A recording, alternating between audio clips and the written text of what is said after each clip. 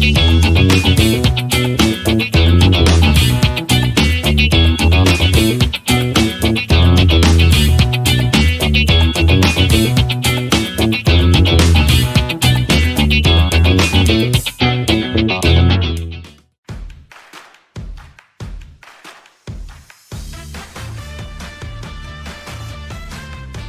listening to the Team Check-In, powered by Teamflect. Hi everyone, welcome to another episode of the Team Check-In. I'm your host Emre, and with me today I have the HR lady, not any, the HR lady, Wendy Sellers. Wendy, welcome to the show. How are you doing? I'm doing fantastic. Thanks for having me. And right off the bat, I want to ask you about the name. Because so far we've had like other guests on the show. We've had Tara Furiani on the show, and Tara was famously not the HR lady. Yeah, exactly. Yep. Tara was famously not the HR lady. We had Tim Sackett on the show, and his like main deal was I am not a life coach. So what made you lean into the name of the HR lady? Sure. Yeah. And Tara and I are friends, actually. But everybody thinks that's funny. Like, hey, you guys competitors? I'm like, no, we're friendly. We hang out. So, I landed in HR. I went to college not for HR initially, ended up in human resources at a really great company. And it was a small company that was growing. So there wasn't a big focus on titles. And everybody just said, hey, go to the HR lady, go to the HR lady. So when I eventually came out and said, I'm going to just be an HR consultant, that was about 12 years ago. I was like, what am I going to name myself? I started out something else, but I kept getting referred to as the HR lady, the HR lady. So I said, I'm going to own it all. And now I have two trademarks on the HR lady. So nobody else can be the HR lady. And, it is something that I do see common threads and, when I'm online that is, oh, go to the HR lady. And I'm like, well, no, that one's not me. That means your internal HR department. So that's pretty much where I came up with the HR lady. It was given to me. The name chose you. You didn't choose it. Right. Exactly. Exactly. And so you're working currently as like an independent HR advisor. So, one thing that right off the bat that I want to ask you is because again, we've had like HR advisors on the show that have worked with other companies. So, as like an HR advisor to multiple places, what are some common themes and mistakes you notice across the board when it comes to HR? Yeah, so generally speaking, with most businesses in the United States, in the world really, are small businesses. So a majority of businesses are small businesses. They don't have an IT department. They don't have an accounting department. They certainly don't have an HR department. I mean, they may have an accountant, but they're not going to hire IT and HR. They're gonna wing that, and then they're going to royally screw it up. So the biggest thing that I find as, HR internal or external, or just giving advice to small businesses or any business really, is they screw it up right at beginning in recruiting. They ask the wrong questions that are illegal. First of all, don't be doing that. And then other questions that are in interviews that have nothing to do with the job at hand, but they're like, oh, this would be cute to hire somebody with this knowledge. Like that has nothing to do with the job description. Oh, wait, you don't even have a job description. If you don't have a job description, how are you going to hire the right person? Then how are you going to hold them accountable to their job? And so job descriptions, questions based on those job descriptions, and even giving ongoing feedback based on the job that they were hired for, not based on something else that they want to attain. So number one is the companies usually don't even know the laws, and then they don't know, best practices from hiring all the way to exit. Yeah. And okay, you gave me a very interesting tidbit and you just left it in the air. So I have to follow up on that. It's just a separate question. So there are some questions people ask in job interviews that are illegal.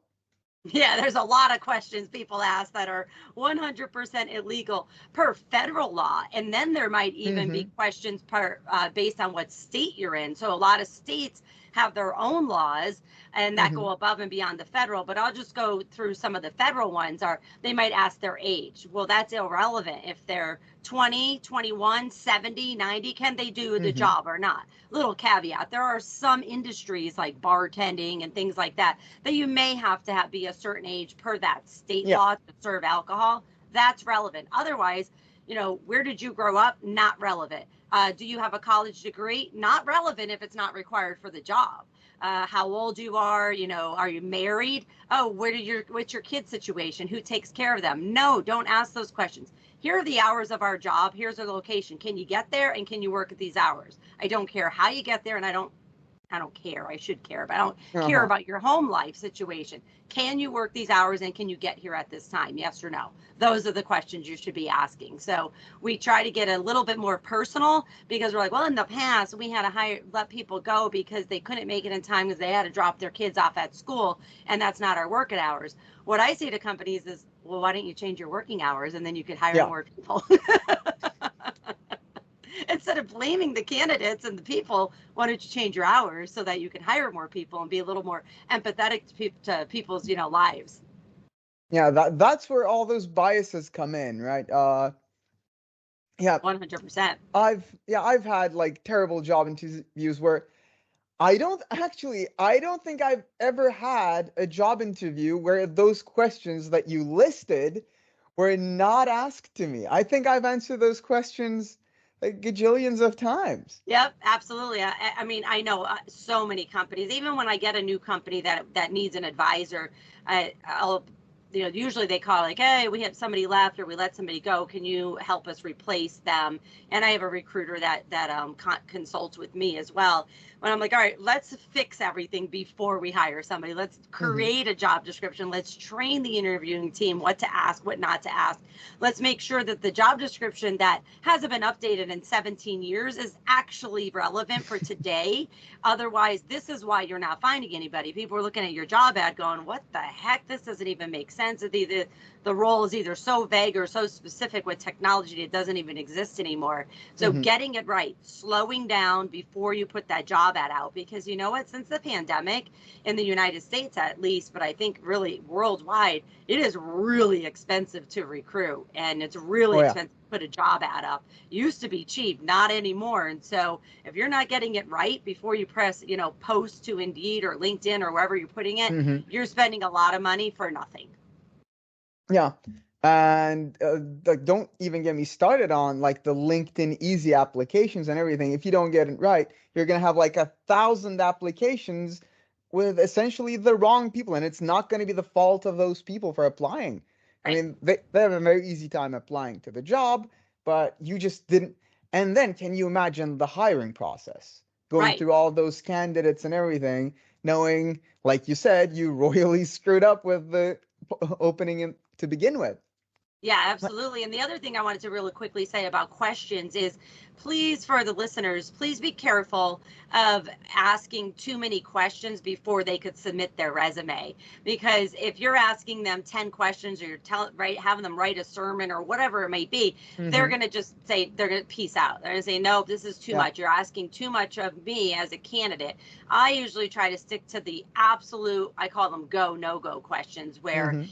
will you work in person in this city? Yes or no? Yeah. And if it's a no and it's required, well, then you can just that automatically decline them.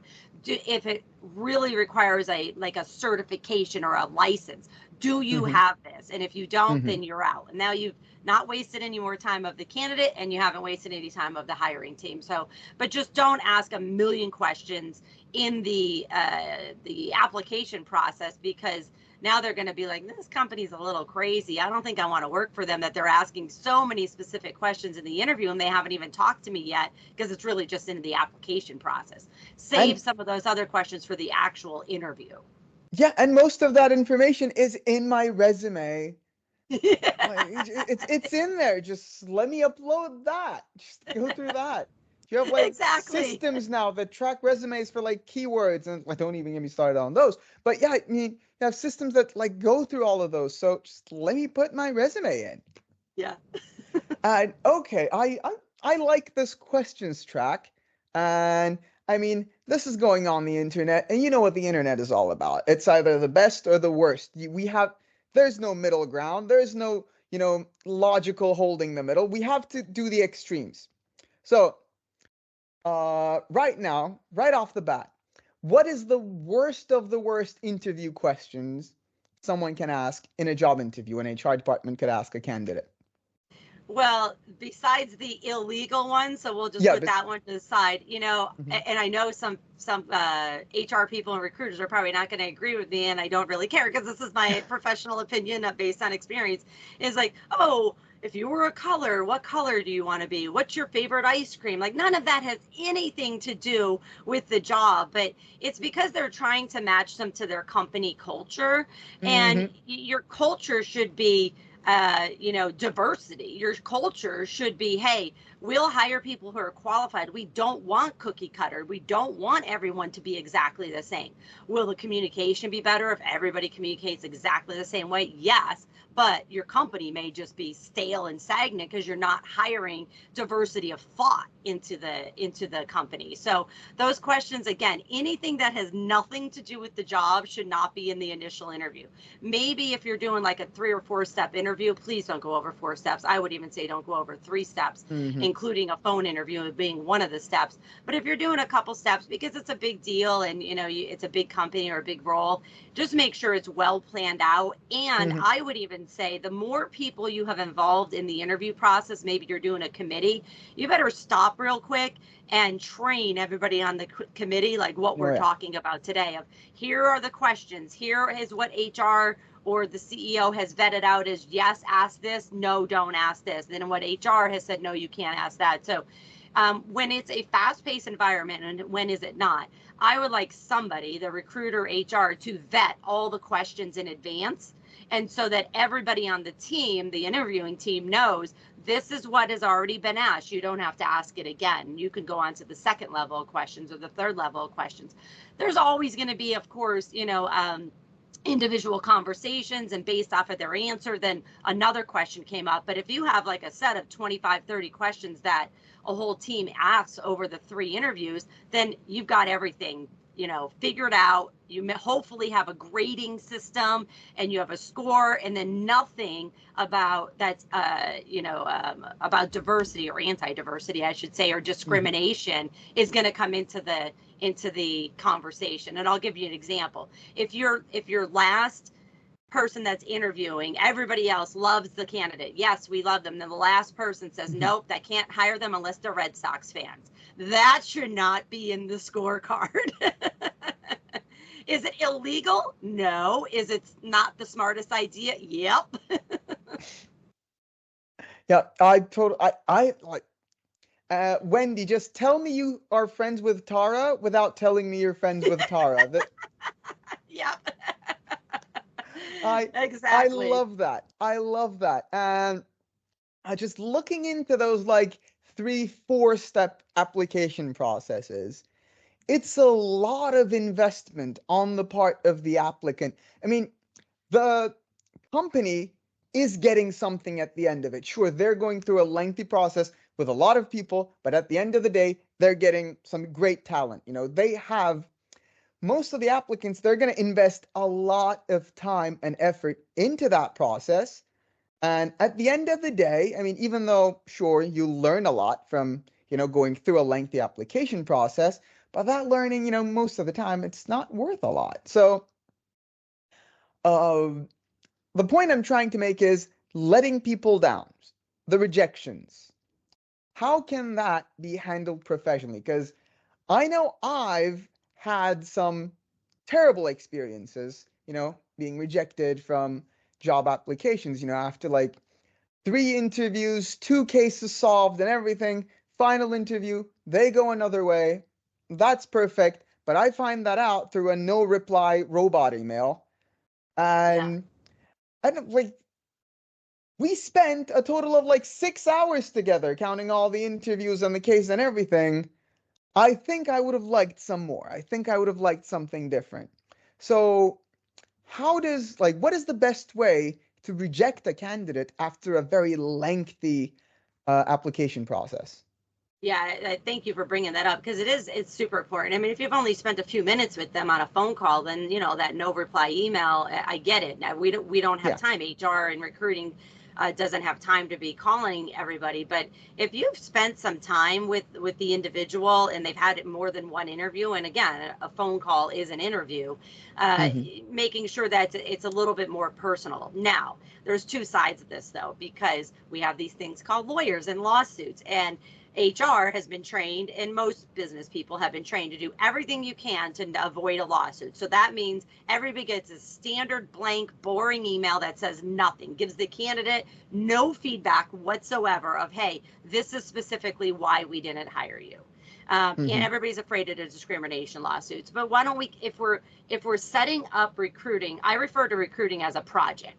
So I like to project plan out every single job, which means you're going to have to stop and say, when do we want to hire the person? How long is it going to take to, backwards planning? How long is it going to Hmm. take to interview? In that project plan should be a scorecard. In that scorecard should also be connected to, this is the score that you got in the interview. And maybe it's not exactly, Hmm. 100%, but maybe it's a thumbs up, thumbs down, A, B, C, D list. And these are the areas of concern that our team rated you low on. And Uh-huh. maybe it's because you had a certification, but it turns out it's outdated, or it's not renewed, or you said that you knew Spanish, but it turns out in the interview you actually didn't, or you knew a little bit of it, but you didn't 100% know how to read it. You said, Intermediate is the cutoff point. It's yeah, usually exactly. when it's intermediate. Yeah. It's how we ask the question, though, too. Hmm. Do you know Yeah, Spanish? Yeah, exactly. I know Spanish. I mean, I have 2 books and they're in Spanish. I don't read Spanish. I don't know how to speak Spanish. It's on my to-do list. That's It's very always true. has been. So if people say to me, oh, well, you have Spanish books, so you must, speak and read Spanish. I'm honest, and I say, absolutely not. I wish. I hope I can get there, but I could probably fake that till I make it. My point Hmm. is, if you project plan out your recruiting and you use scorecards, you can give that very specific feedback to the candidate. Say, here's the area where our team scored you low on. Maybe it's project planning, maybe it's communication, whatever it might be. But always remember, as a recruiting team, that these people are nervous in interviews. So give them a break a little bit when they aren't communicating the best, because if their job does not require public communication, Hmm. I don't care if you fumbled through your words. I really don't care. Can you do the job, and can you communicate with your coworkers? I don't need you to get on stage, so it's okay that you were shy or nervous or sweating or your cat was Hmm. crying in the background. That's fine. That's not going to be a requirement of the job. We don't care. But as companies, we get in our own heads and we mess up really good things because we're nitpicking on little tiny things that really honestly don't matter. Yeah. I couldn't have said it any better. And uh, I mean, you're coming from the world of HR. I'm more along the lines of marketing, even though I work for an HR tech company. I'm my main job is marketing, and what I've seen so far, the recruitment process and the candidate experience alongside the employee experience we're going to get there, it's kind of a huge deal about the story you tell about your company. And that's essentially marketing. You're telling your company's story, right? And the face you present during the interviews, during like the recruitment process, it's still the face of the company. The face of the company isn't just those ads you put out. It's not just those like social media profiles. Sure, those are catered, those are nice, those are lovely, but people get a real sneak peek behind the curtain during the interviews, right? Yeah. And the front you present in that process can definitely mark a company for that. It can, yeah, because guess what? After those interviews, those people are going to talk, Yep. and And they're going to put it on the internet. they're going to put it on the internet. And guess what? People are loud these days. Yep. I mean, people are loud and people will listen. I mean, they will be heard, and the next time you put out a job app, you may not be able to attract the best talent. Yeah, 100%. I'm so glad you brought that up. My first company that I worked in, where I learned HR, and then I went back to school and got another degree in human resources, a master's, and all the Hmm. certifications and all that stuff. But I worked very closely with the marketing team. And so we always made sure that we were selling the same message. The mission, vision, and values of the company were not just for ads. They were, no, this is how we act and behave in this company. Let's hire accordingly, and then make sure that we work with clients that also at a minimum comply with our expectations. If we have a client who's a jerk, you can't work with our employees because you're a jerk.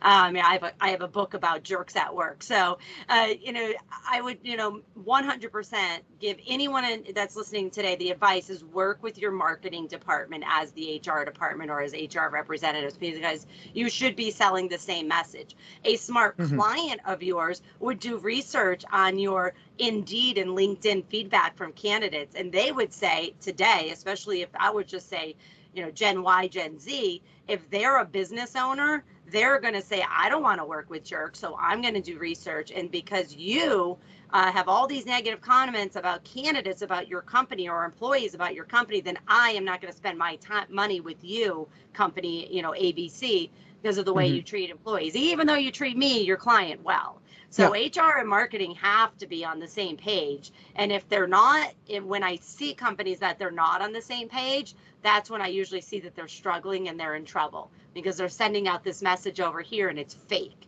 It's, an advertisement, when their employees are like, no, that is not what's going on in our company whatsoever. Exactly. I love that. And we are going to get to the book because it does have a really lovely name. I know I made you move the camera so it doesn't show up in the back right now. I don't know if you can see it. There it is. So I actually have two books. The first book is called Suck It Up, Buttercup, Be a Leader People Will Follow.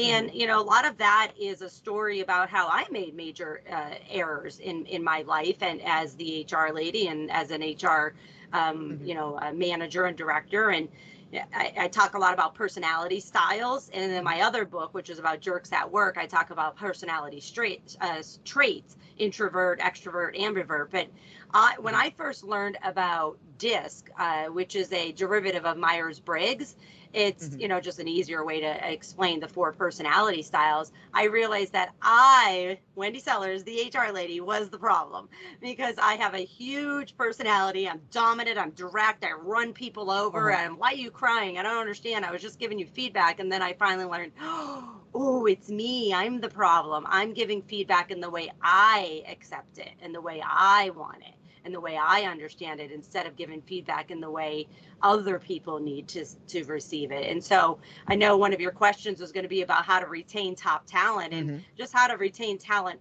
period, is very, very difficult these days, because everybody else wants your employees, because we have a knowledge, skills, and abilities shortage. And so understanding about personality styles, not only how to hire, but then how to give feedback often, all the time.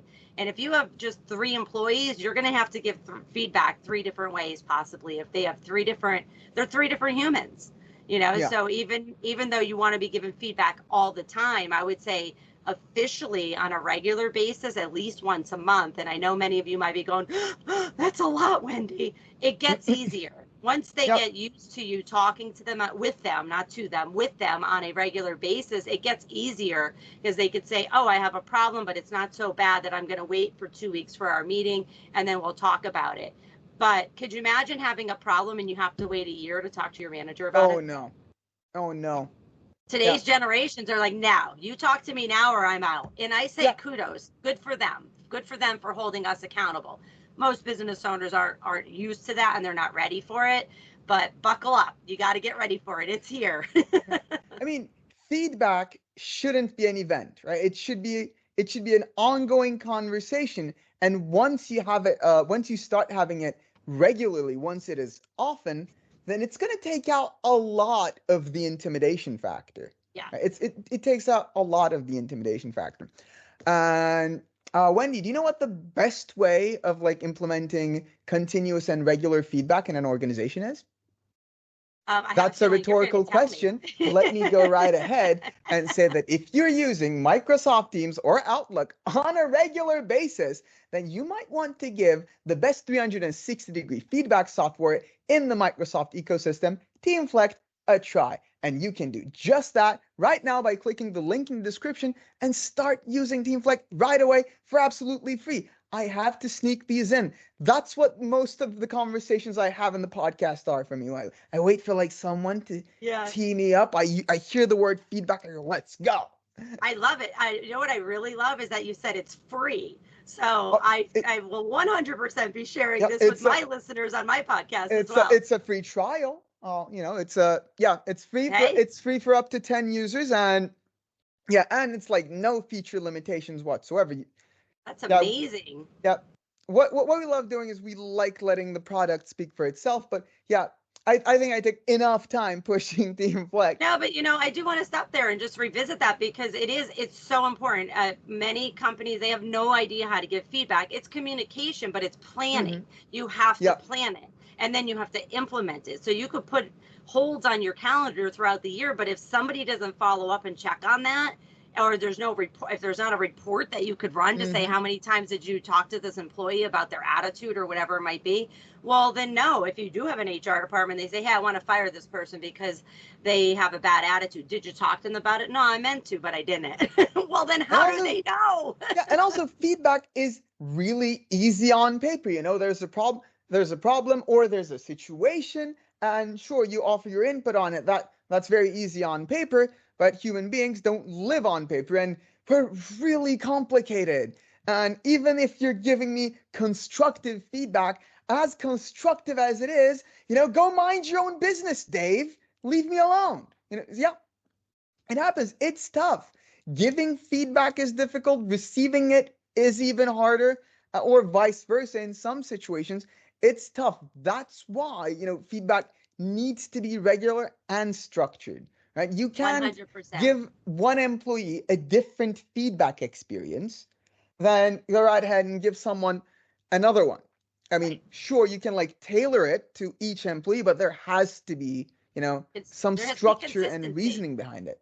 Right. There has to be consistency. Otherwise, you're going to get yourself sued. That's just the bottom line. It's going to be some kind of case of discrimination. And even though you weren't discriminating based on XYZ status, it turns out, oops, they have that status and I did discriminate even though I didn't mean to. So this whole people management thing, it's hard. It is not easy.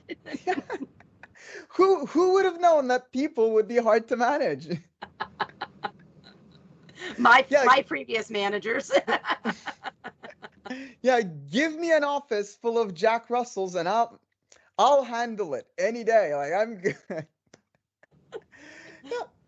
Most of the time, the misconception about HR is that, the HR is there to protect the company from lawsuits. So that means they're more of like a wall between, the company and the employee, and they're going to protect the company at all cost. And it's going to be kind of evil. It's going to be like the emperor's right hand. But actually, do you know what the best way of protecting the company from litigation? It's to stop the company from, doing wrong things. Yeah, 100%. HR is it's a fine line. You're 50-50. Some days you're 90-10 that way or this way. And, it is hard when people come to me and say, I want to go into HR because I love people. I'm like, well, you're going to learn to hate people. So don't go in if you don't like, it's not just about being fluffy and, training, which I do management training. I love training, but it's not all about just that. So HR is a hard role, but if you're going into HR, you're in HR. And if your only purpose is to protect the company, you should probably maybe get into the legal field. Yeah. It's not about covering up the unfairness. It's about stopping the unfairness from happening in the first place. Right. Or, if it has happened, digging deep and saying, okay, what's the root cause of it? Right? What's going on here? Because, it's not black and white. It's not black and white. Yeah.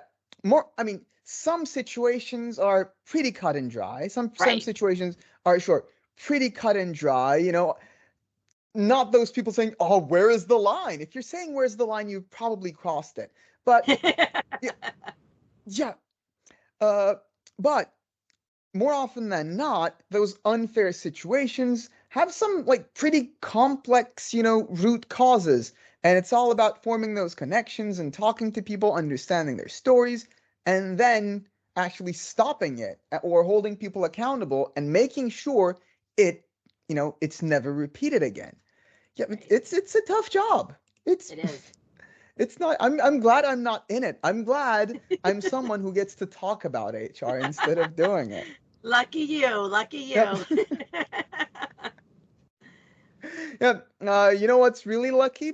My job, a part of my job is, and that's how I met Tara. I have to publish like these lists and everything, and one of it was like the top 20 HR podcasts. Like that's what I had to do. I had to put out a list, and for that list, I had to listen to 20 different HR podcasts. And I mean, sure, this one is a pretty good listen, but not all of them. I mean, I was literally thinking in my head, oh boy, I hope you had wine or something with yeah, that. yeah, yeah, 20 episodes back to back. I kind of tipsy at that point, and then I run into a podcast where the hosts are as tipsy as me, like Tara and Justin. I go, okay, this one's kind of good. Uh, yeah, weird situations, honestly. Oh God, I forgot the question I was teeing up. What was I gonna ask you? I have this one in my head. Yeah, we talked about, you know, it's really easy to lean towards, the worst behaviors when discussing something, like the Yeah, what not to do's, right? Those, I mean, if you ask me what something is, I can very easily tell you what it's not. That's right. yeah, but heading all the way back to questions, what is in the recruitment process, because that's where we started, what is the best question? Like, what is your favorite thing to ask someone? And I know it depends a lot on like the role and everything, but Yeah. what is like your favorite thing to ask someone? Why do you want this job? Just Okay. as simple as that. Whether they're an entry level or they've been in that business for 25 years, why do you want this job at this company? Yep. And then, depending on the role, expect an honest answer and expect to be shocked. Somebody may say, I'm desperate. I need money. Mm-hmm. This is close to my kid's school, so it works for me. So I'll be here a long time because they'll be in school for, 12, 14 years, whatever. And so why do you want this job? Now, remember, candidates are interviewing, so they're an actor for a moment or two. And we have Oh yeah. really good actors and we have really bad actors. And so you can have somebody who's acting out the part. They literally have an interview coach and they're nailing the interview, but when they get into the actual job, they may not work. So Mm-hmm. that's where it's very important to have a very, very structured feedback system throughout the first 30, 60, Mm-hmm. 90 days and a plan and making sure that they're the right person for the role and walk them out the door if they're not. And so my favorite question though is just, why do you want this job? And then to put it bluntly, I'm going to say this because I say this a lot, and then shut up and listen. Yep. Listen to what they say. Don't interrupt them. The worst interviews I've ever seen is the interviewer is talking the entire time. And it's like, oh my goodness, you're I not mean, listening to anything. yeah, I hate it when it just becomes like I hate it when like the interviews turn into interrogations, Yeah. I mean it's a nice thing to have a conversation, but when the interviewer kind of takes over, it's hard. And one thing about the why do you want this job question, I have nothing against the question, but I think sometimes the expected answer is a little wrong. People want the pat on the back a bit Yep. too much. I Yep. mean, Yep, I 100% agree. You got to be prepared. Like if you're looking for any kind of answer, uh-huh. obviously on the scorecard type thing, you are looking for kind of specific answers. But, when you're asking a personal question like that, Mm-hmm. it's really to determine, okay, do they even know what the job is? Yeah. Did they Yeah. read the job description? Do they know anything about our company? And that's again going back to training the interview team on, Mm-hmm. how interviews go and how they, how we want them to go here. The biggest thing you should be doing in 2024 and beyond is project planning out those interviews and making sure that you're moving it along as quickly as possible before somebody else steals your candidate because you asked them too many questions that were irrelevant to the job, or you didn't have a plan. You didn't have a plan together. Yeah, exactly. And I mean, again, uh, if you're asking someone, why do you want this job? don't always expect them to go, oh, I've followed, something incorporated for a very long time. I love your company culture, the mission, the vision. I'm in it. I've seen like that's a bit too much to expect from a candidate. Yep. I mean, more often than not, people want the job because they need the job, right?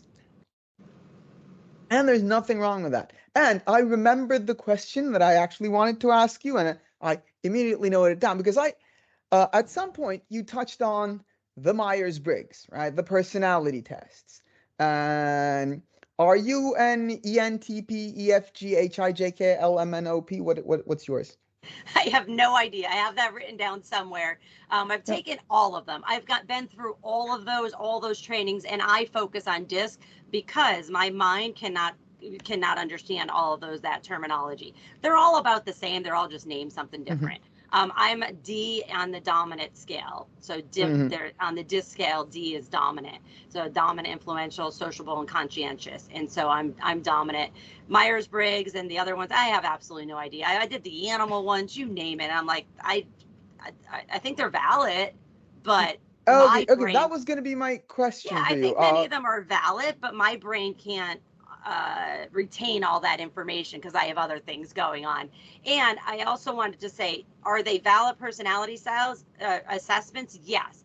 Does this particular personality style the only one that can do this job? Absolutely not. Yeah. Would it be more difficult for that candidate or employee? Possibly, but that's on them. If they've agreed to it and your management team says, okay, we did the assessments of personalities, whatever type of personality assessment you use, and we just did it to improve our communication. That is really what I want people to understand is personality assessments, any model that you use should only be used, in my personal opinion and experience, to improve communication with each other, whether at home or whether at work.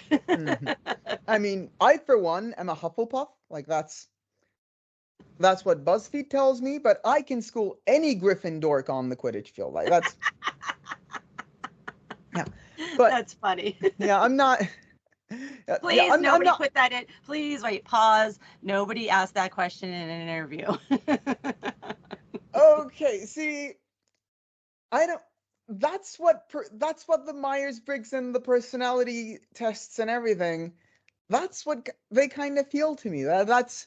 Well, I think my expectation, sorry to interrupt you, but I agree with you. My use of personality styles is after somebody's been interviewed, after they've been hired, after they're like, here's your offer, by the way, now we're going to be doing some personality sessions just so we could get ready for your onboarding experience and your managers prepared for your communication style. So I agree with you. I think they are valid, but once they're hired, not during the interview process. Yeah. I mean, they are a somewhat decent way of getting to know someone and like quickly, but not actually getting to know someone, but getting an idea of, who they are and like their personality. But I think, I mean, I'm pretty sure there's a lot of behavioral or science that can like refute me like that. I'm not a sociologist. This is me again speaking as a literature major, so what do I know?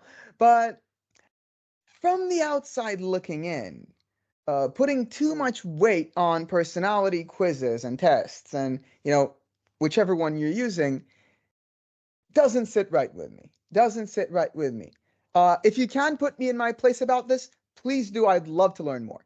No, I'm on your side with this one as well. I am very anti-personality assessments during the interview process. I think it just should be used as a communication tool to help the manager, HR, and the management team to better communicate with this individual employee over here. So you and I are on the same exact page on that one. All right. Welcome to the Hufflepuff train. Welcome. We have cookies. And so we talked a lot about the interview process and actually getting the talent there. But how do we create a culture so they stay? Because, I mean, the easy answer, boatloads of money. We pay them well, they stay. Now that's not part necessarily, of it. Not necessarily, because somebody else could come along and pay them more, and they're Yeah, like, so yeah, or someone even so, they could even pay them less, but say it's not much less, but they have a better culture. They have better benefits, just to work from home, whatever it might be. So the mhm. number one thing I would say is ask your employees what they want and then shut up and listen. Ask your employees what they want and then shut up and listen. Let me do it one more time. Ask your employees what they want and then shut up and listen. Oh, now I get it. But ask your employees, do an employee survey. It could be confidential. It could be, maybe little surveys to different departments or different, levels in the org chart, but ask them what they want. If they want they want more money, see if you can give us them. They want benefits. They want to work remote occasionally, whatever it might be. They want training. The number one thing that I see, regardless of company size, you have 5 employees or you have 5,000 employees, is employees are not happy and they're walking out the door because their managers are not trained. So we promote people into management and we go, Mhm. good luck, figure it out. Yeah. And let's face it, people are only taking those roles because it's more money.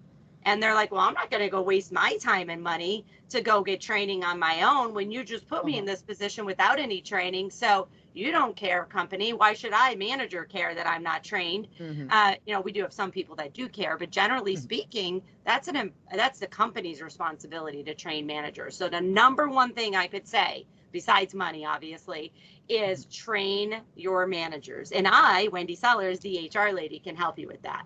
That is actually the number one thing I do right now. I do more management training than consulting, because since the pandemic, companies realize we need Mhm. to get our managers trained because we have people walking out the door left and right, Mhm. and they're saying it's because of managers. And I'm not sitting here, by the way, blaming managers. It's not their fault. You put Yeah. them in the management position and you didn't train them, and now you're pointing the finger at them.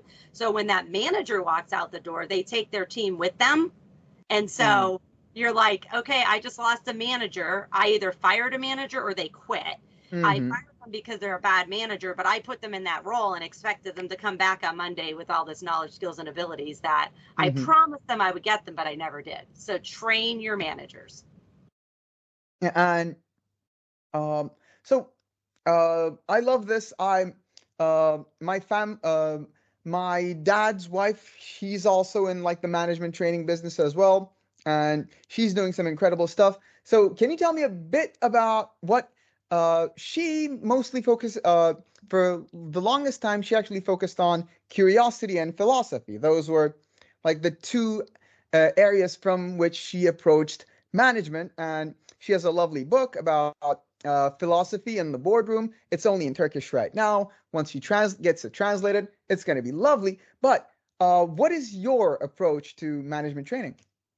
Yeah, so I'm very realistic. Hmm. I love all the things that you just talked about. Obviously, I have Hmm. 2 master's degrees. I have all that college education terminology. Hmm. Most employees and managers don't care about all of that Hmm. stuff, those ideas, those concepts. They're like, how do I get my employees to do what I want them to do today, to come back tomorrow and that kumbaya, we all get along. So I put a lot of in person when I'm doing in person training.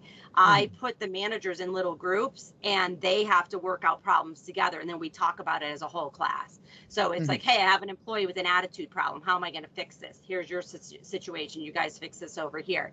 Hey, I have an employee over here who is coming in late and looks sad. And then I remind them, by the way, they might have a long-term or temporary disability. So you cannot Hmm. fire them because of that. Blah, blah, blah. So I do very, very realistic, everything from hiring to termination, a lot of training on how to give feedback, how to give performance feedback, behavior feedback. It could literally be thumbs up, thumbs down. Things are going Yeah. well, things aren't going well. Let's talk about it. What am I, the manager, going to do to help you? So very, very realistic training. I do training on every topic you could possibly imagine, everything from the 5 behaviors of a team to how to conduct recruiting, how to conduct it, when you're walking somebody out the door, personality styles, you name it. I have a lot of training options and I love it. I love seeing the managers go, oh, why did nobody ever teach me this before? Hmm. And then they go literally out of our training and go change the world like in 2 minutes later versus, oh, you got to sit down and take 6 more hours of training. No, you're quick now to do it. You don't need a master's degree to be a manager. And when you put managers in these difficult training scenarios with these situations and like the kind of role playing aspect of it, what are some of the biggest reactions you get out of them? So it depends on personalities. Like if they're an extrovert or an introvert, there's sometimes I get somebody at one of the little group tables, and we can do this online too, that takes over the conversation. And then I'm like, oh, you're the problem. That's why everybody keeps coming to you, because you keep solving the problem. So I usually pull them aside and say, hey, FYI, let everybody else speak, because otherwise you're going to have to keep solving this problem for the rest of your life here. And then they go, oh, I don't want to do that. Okay, I'll be quiet. But I think a lot of it is appreciation is really what I get. Like, thank you. You've made that very realistic and tailored to our environment, not to a bank or some other environment that I don't work in. So a lot of it is appreciation. Like, wow, I wish I had that a long time ago. And of course, I give them resources that they can continue educating themselves by reading, by following podcasts, by, watching YouTubes, you name it. You just have to verify the accuracy of the information that you're getting. Yeah. I love that.